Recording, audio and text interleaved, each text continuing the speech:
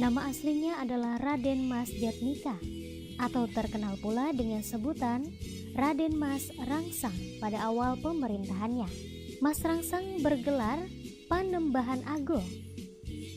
Kemudian setelah menaklukkan Madura tahun 1624, ia mengganti gelarnya menjadi Susuhan Agung atau disingkat Sunan Agung.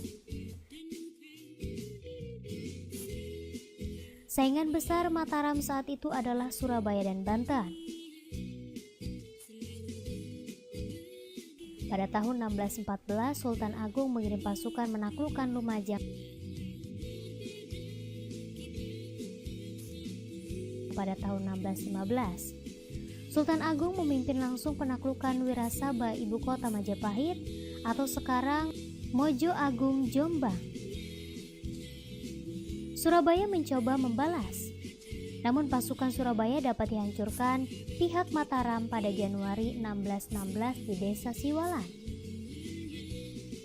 Kemenangan Sultan Agung berlanjut di Lasem dan Pasuruan tahun 1616. Sultan Agung juga mengirim Tumenggung Bahurekso atau Bupati Kendal untuk menaklukkan Sukadana,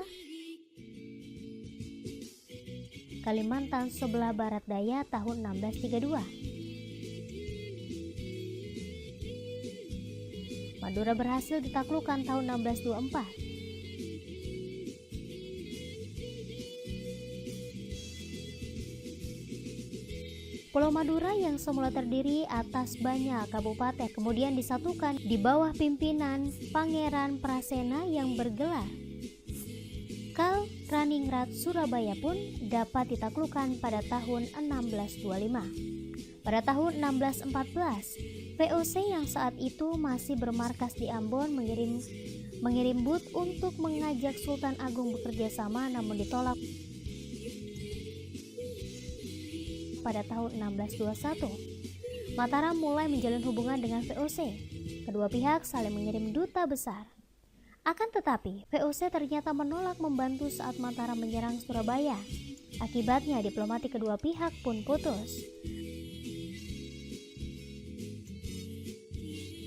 Pada tahun 1636, Sultan Agung mengirim Pangeran Silarong untuk menaklukkan Blambangan di ujung timur Pulau Jawa. Meskipun mendapat bantuan dari Bali, negeri Blambangan tetap dapat dikalahkan pada tahun 1640.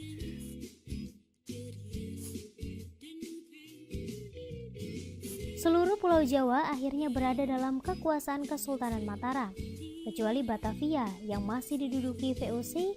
Di wilayah luar Jawa yang berhasil ditundukkan adalah Palembang di Sumatera tahun 1636 dan Sukadana di Kalimantan tahun 1622. Sultan Agung juga menjalin hubungan diplomatik dengan Makassar, negeri terkuat di Sulawesi saat itu. Pada bulan Agustus 1628, pasukan Mataram dipimpin Tumenggung Bahurekso menyerang Batavia. Pasukan kedua tiba bulan Oktober, dipimpin Pangeran Madura Reja atau cucu Ki Juru Martani.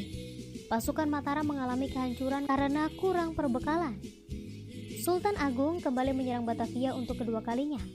Pasukan pertama dipimpin Adipati untuk berangkat pada bulan Mei tahun 1629. Sedangkan pasukan kedua dipimpin Adipati Jumina berangkat bulan Juni. Kegagalan serangan pertama diantisipasi dengan mendirikan lumbung-lumbung beras di Karawang dan Cirebon. Namun pihak VOC berhasil memusnahkan semuanya dan kembali menggagalkan serangan Mataram. Sultan Agung berhasil menjadikan Mataram sebagai kerajaan besar tidak hanya dibangun di atas pertumpahan darah dan kekerasan, namun melalui kebudayaan rakyat yang adiluhung dan mengenalkan pertanian. Negeri-negeri pelabuhan dan perdagangan seperti Surabaya dan Tuban dimatikan, sehingga kehidupan rakyat hanya bergantung pada sektor pertanian. Sultan Agung juga menaruh perhatian pada kebudayaan.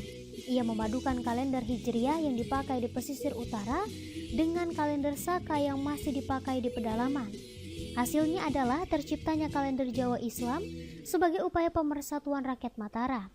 Selain itu, Sultan Agung juga dikenal sebagai penulis naskah sastra gending. Sultan Agung membangun Astana, Imogiri, sebagai pusat pemakaman keluarga Raja Kesultanan Mataram. Ia pun dimakamkan di tempat tersebut ketika meninggal dunia pada tahun 1645.